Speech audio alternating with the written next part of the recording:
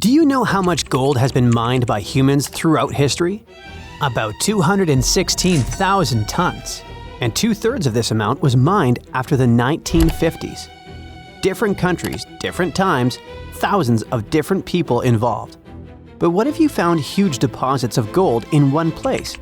What if a giant gold ore deposit was discovered? No, not just giant, but super giant. This is exactly what was found in China. A group of geologists discovered about 40 gold veins with about 330 tons of gold ore. But that's not all. 3D modeling has shown that even more gold lies underneath. At a depth of about 9,800 feet, there may be several hundred more tons. In short, there is a chance that they will discover deposits with about 1,100 tons of gold. Can you imagine how much that is? If not, that's about $83 billion. Wow! Experts say that this deposit contains approximately 4.9 ounces per ton of ore. It seems that this is negligible, but in fact, it's a high indicator in gold mining. Usually, 0.35 ounces per ton is awesome. If all calculations turn out to be correct, it will be the largest gold mine in the world, even bigger than the South Deep mine located in South Africa, with its 1,025 tons of gold. Everyone is worried. Everyone is happy. Gold, gold, gold on their minds. Everyone wants gold. Everyone buys gold.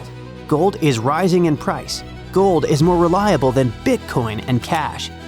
Gold is associated with wealth and luxury. Gold is always a valuable and profitable investment. But hold up. Why is it so? Why do people go crazy over some shiny metal? The fact is that gold has both practical and psychological value. For centuries, gold has represented power, prestige, and wealth in different cultures. It seems we're born in a genetic memory that gold is valuable. Think of how many problems gold has brought to literary heroes and how many gold-related adventures we've seen in movies. Gold makes people happy and greedy, cruel and intimidated. That's why so many people love it. Yes, it glitters, it's beautiful, but it's also practical. Gold doesn't rust, it doesn't corrode, it can be stored for a long time, and it doesn't deteriorate. It's literally a reliable investment. All other savings may lose value because of crises, but gold remains unchanged. The only problem, it can get stolen. In addition to jewelry making, gold is used in electronics, medicine, aerospace, and many other industries. Bitcoin has a value because of the public support of people around the world. Money has value thanks to the support of authorities. Gold has value on its own. It's tangible and visually appealing, and its worth is also supported by people's centuries-old belief in its enduring value. But never let gold cloud your mind. Many people lose their honor and even their minds over it. Avoid this trap. It's just a shiny piece of metal. There are other precious metals in the periodic table: palladium, silver, copper, platinum. Why is gold number one? Cheaper metals such as copper, iron, lead, and aluminum corrode and rust. Aluminum is also not durable. Platinum and palladium are more expensive than gold, but they're too rare and difficult to mine. You won't make many coins out of them. Silver is softer than gold. It tarnishes, scratches, and deforms. And, well, to be honest, gold is more beautiful. But there is another reason why gold is so expensive. It's quite difficult to get. Gold mining is a very laborious and long process. In movies or documentaries, you might have seen people standing at the mouth of a river, collecting silt and clay, sifting it through gauze and small nets, and finding gold particles there. That's one of the methods for how gold is mined. You have to work hard to get just a few small pieces. How do they find gold? It used to be luck. Someone was walking along the shore and saw something glistening in the water. But today, gold detection methods are much more effective. Geologists know that gold is present in almost all rocks and soil, but its particles are so tiny that they're not visible. But when the concentration of gold is high and noticeable, work begins to extract it. Special geological teams are engaged in searching for these sites. When they discover gold, they drill wells, then take soil samples and decide if there's enough metal to carry out large-scale mining. Production depends on the deposit. If gold is in hard rock, miners drill holes, place dynamite, and detonate it. The explosion breaks the rock into pieces so they can extract the gold. But this is just the beginning of the work. After collecting large pieces of rock, workers take them to factories to extract valuable material. At the first stage, specialists break large pieces of rock into smaller ones. Using crushing machines, they grind the ore into tiny pieces, similar to gravel.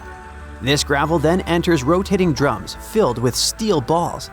The drums spin, and the balls grind the gravel into powder under pressure. This mass is then mixed with water and passes through special filters. After that, gold is extracted from the ore using chemical solvents and complex purification systems. It adheres to carbon, then is separated from it, followed by several additional processes, including electrolysis and further purification. At the end, the gold is melted and separated from impurities, then poured into ingots and sent to other plants for further processing. Yes, it's a difficult and time-consuming process, and quite a long one. And it's not always profitable. You can find a deposit of precious metal, but it will be too expensive to extract it, and the amount of gold there won't be enough to make the effort worthwhile.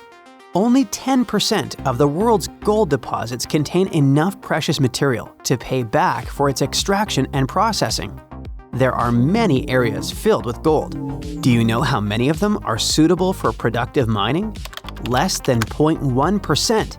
So this is probably another reason why gold is so valuable. But is there any other material that causes a lot of excitement? Oh yes, this material is called liquid gold. And this is helium. That's the gas used to inflate balloons. But this is not its main value. Helium is capable of reaching ultra-low temperatures, is superconducting, and is lightweight. Helium is used in medicine for diagnostics. For example, for magnetic resonance imaging. Helium cools nuclear reactors and maintains rocket fuel temperatures during launch. Divers breathe a mixture of helium and oxygen during deep dives to avoid diseases associated with pressure changes.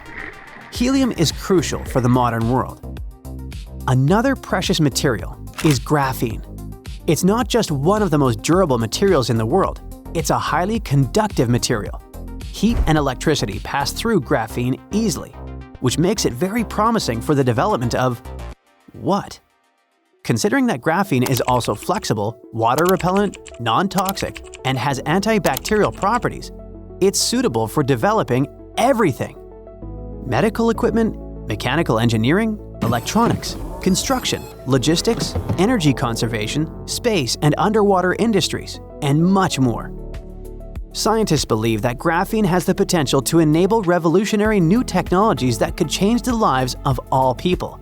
Something similar happened with silicon, which is actively used to create semiconductors and rechargeable batteries. It's possible that without silicon, we wouldn't have smartphones, laptops, and other electronic devices. Graphene may also lead to a new technological leap.